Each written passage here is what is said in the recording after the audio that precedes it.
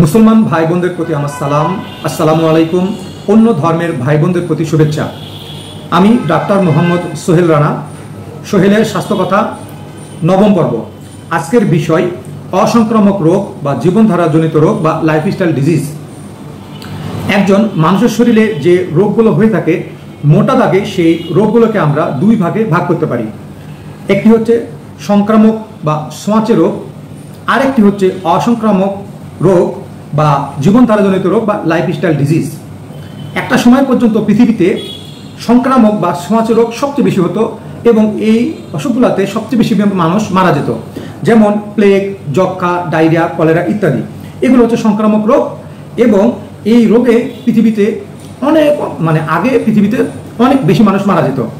কিন্তু বর্তমান যুগে বর্তমানে পৃথিবীতে যে রোগ সবচেয়ে বেশি মানুষ আক্রান্ত হয় বা যে রোগে মানুষ সবচেয়ে বেশি মারা যায়, সেই রোগগুলো হচ্ছে অসংক্রামক রোগ বা জীবনধারাজনিত রোগ বা লাইফস্টাইল ডিজিজ।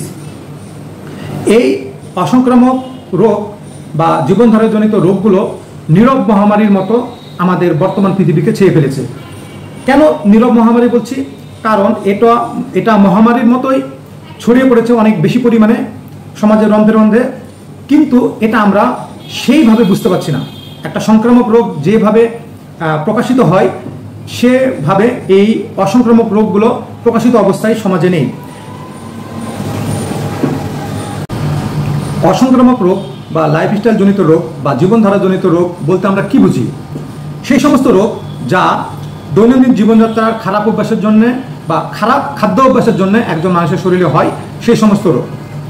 কোন রোগ সেগুলো হলো উচ্চ রক্তচাপ, হার্টের রোগ বা হার্ট ডিজিজ, ডায়াবেটিস, স্থূলতা বা অতিরিক্ত ওজন, ক্যান্সারের কিছু ধরন এবং স্ট্রোক। এই রোগগুলো দীর্ঘমেয়াদে ধীরে ধীরে একজন মানুষের শরীরে গড়ে ওঠে এবং বেশিরভাগ ক্ষেত্রে এটি প্রতিরোধযোগ্য। যেমন ডায়াবেটিসের কথা আমরা ধরি, একজন ব্যক্তির রক্তে সুগারের মাত্রা নির্দিষ্ট মাত্রার চাইতে বেশি হয়ে গেলে আমরা তাকে ডায়াবেটিস বলি। কিন্তু এই যে নির্দিষ্ট মাত্রার চেয়ে রক্তে সুগারের মাত্রা বা শর্করার মাত্রা বৃদ্ধি পাওয়া, এটা একদিনে বৃদ্ধি পায় না। এটা দীর্ঘদিনের খারাপ খাদ্যাভ্যাস, খারাপ জীবনযাপনের জন্য তৈরি হয়। বর্তমানে বাংলাদেশে বিভিন্ন রোগে যে মানুষগুলো মারা যায়, সেখানে প্রায় 70% বেশি মানুষের মৃত্যু ঘটে এই সমস্ত রোগে। 18 বছরের বেশি বয়সীদের মাঝে প্রায় 25% মানুষ বর্তমানে বাংলাদেশে উচ্চ রক্তচাপ রোগে ভুগছে। প্রাপ্ত বয়স্কদের মাঝে শতকরা 8 থেকে 10% মানুষ ডায়াবেটিস রোগে ভুগছে। বয়স্ক এবং বৃদ্ধদের মাঝে এই সমস্ত রোগ বেশি ঘটে। গ্রামাঞ্চলের তুলনায় শহরাঞ্চলে স্থূলতা বা অতিরিক্ত ওজন এর মানুষের সংখ্যা অনেক বেশি। নারীদের মাঝে স্থূলতা এবং উচ্চ রক্তচাপের হার তুলনামূলকভাবে বেশি। এই রোগগুলো কেন হচ্ছে বা কেন এই রোগগুলো এত বেশি বৃদ্ধি পাচ্ছে, তার প্রধানতম কারণ হচ্ছে অস্বাস্থ্যকর খাদ্যাভ্যাস। অস্বাস্থ্যকর খাদ্যাভ্যাসের মধ্যে প্রধানতম হচ্ছে ফাস্টফুড, এরপরে হচ্ছে অতিরিক্ত চর্বি এবং অতিরিক্ত চিনি এর ব্যবহার। খাবারে অতিরিক্ত চর্বি এবং অতিরিক্ত চিনি এর ব্যবহার। এরপরে এই রোগগুলো বৃদ্ধির দ্বিতীয় কারণ হচ্ছে শারীরিক পরিশ্রমের অভাব। বর্তমানে এত বেশি আমরা প্রযুক্তি নির্ভর এবং শারীরিক পরিশ্রমগুলো মানুষের পক্ষ থেকে বিভিন্ন প্রযুক্তি বা বিভিন্ন যন্ত্রপাতি করে দিচ্ছে, যার ফলে মানুষকে অত বেশি শারীরিক বা কায়িক পরিশ্রম করতে হচ্ছে না। বিধায় এই শারীরিক পরিশ্রমের অভাবে এই রোগগুলো বৃদ্ধি পাচ্ছে। দেন পরবর্তী কারণ হচ্ছে অতিরিক্ত মানসিক চাপ।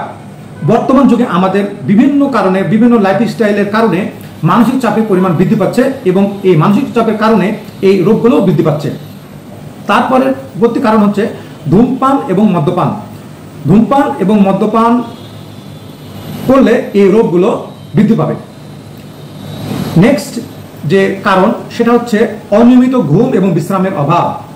কেউ যদি সঠিক সময় মতো না ঘুমায় এবং পর্যাপ্ত পরিমাণ না ঘুমায় এবং কেউ যদি পর্যাপ্ত পরিমাণ না বিশ্রাম নেয়, তাহলে এই রোগগুলো তার শরীরে বাধা বাঁধতে পারে। পূর্বে মেডিকেল সায়েন্স যেভাবে বলতো, তা হলো জীবনধারাজনিত রোগ বা এই লাইফস্টাইল ডিজিজগুলো সাধারণত 40 বছর বয়স এর পরবর্তী বয়সে এই রোগগুলো হয়ে থাকে। কিন্তু বর্তমানে বলা হচ্ছে এই রোগগুলো 35 বছর বয়সী বা তার বেশি বয়সীদের মাঝে হতে পারে। এমনকি অনেকে বলছেন 30 বছর বা 30 বছর প্লাস বয়সীদেরও এই রোগগুলো বৃদ্ধি পাচ্ছে।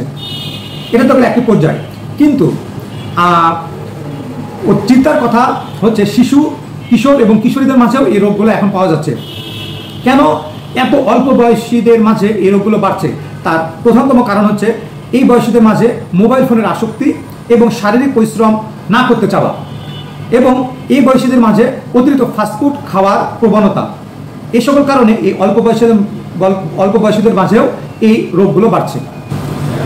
এখন আমাদের আলোচনার সবচেয়ে গুরুত্বপূর্ণ অংশ আমরা আলোচনা করব। কেন এই অংশটা বেশি গুরুত্বপূর্ণ? কারণ এখন আমরা আলোচনা করব কিভাবে আমরা এই রোগগুলো প্রতিরোধ করতে পারি।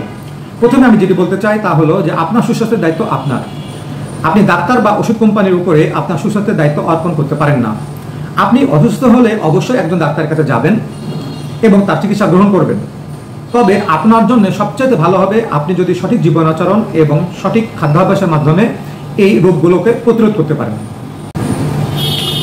অসংক্রামক রোগ, লাইফস্টাইল ডিজিজ বা জীবনধারাজনিত এই রোগগুলো প্রতিরোধ করার জন্যে আমাদের প্রথমে যেটিকে গুরুত্ব দিতে হবে তা হলো সুষম এবং পুষ্টিকর খাদ্য গ্রহণ। আমাদের সমাজে আমরা বর্তমানে অনেক বেশি প্রসেস ফুড, ফ্রাইড ফুড, তেল, চর্বি, ভাজা পোড়া, ফাস্ট ফুড এগুলোর উপর নির্ভরশীল। আমাদের এগুলো বর্জন করতে হবে। অনেক বেশি পরিমাণ কাঁচা খাবার খাওয়ার দিকে গুরুত্ব দিতে হবে। সালাদ এবং কাঁচা খাবার যেমন হচ্ছে পেয়ারা, শসা, টমেটো, তারপর হচ্ছে যে গাজর, এরকম খাবারগুলোকে আমাদের খাদ্য তালিকায় বেশি বেশি রাখতে হবে। দ্বিতীয়ত আমাদেরকে ব্যায়াম করতে হবে। আমাদেরকে প্রতিদিন নিয়মিত 30 থেকে 40 মিনিট ব্যায়াম করতে হবে। তারপর আমরা যে জিনিসটাকে গুরুত্ব দিতে চাই তা হলো শারীরিক পরিশ্রম করা। আমরা যে কাজটা করতে পারি যে স্বল্প দূরত্বে আমরা রিক্সা না নিয়ে হেঁটে যেতে পারি, এবং কাজের ফাঁকে ফাঁকে যখন আমরা সময় পাই একটু হাঁটতে পারি, এবং এরকম আরও অনেক শারীরিক পরিশ্রম কাজ আমরা করতে পারি যদি আমরা এই রোগগুলোকে প্রতিরোধ করতে চাই। তারপর আমরা গুরুত্ব দিব ধূমপান এবং মাদকের প্রতি। এই রোগগুলো থেকে বাঁচতে হলে আমাদের অবশ্যই ধূমপান এবং মাদক পরিহার করতে হবে। পরবর্তী যে গুরুত্বপূর্ণ বিষয় সেটি হচ্ছে ঘুম এবং বিশ্রাম। আমাদেরকে অবশ্যই পর্যাপ্ত পরিমাণ ঘুমাতে হবে এবং পর্যাপ্ত পরিমাণ বিশ্রাম নিতে হবে। এবং লাস্টলি আমরা যেটি বলতে চাই তা হলো মানসিক চাপ নিয়ন্ত্রণ করা। এই রোগগুলোর সাথে মানসিক চাপের সম্পর্ক ওতপ্রোতভাবে জড়িত।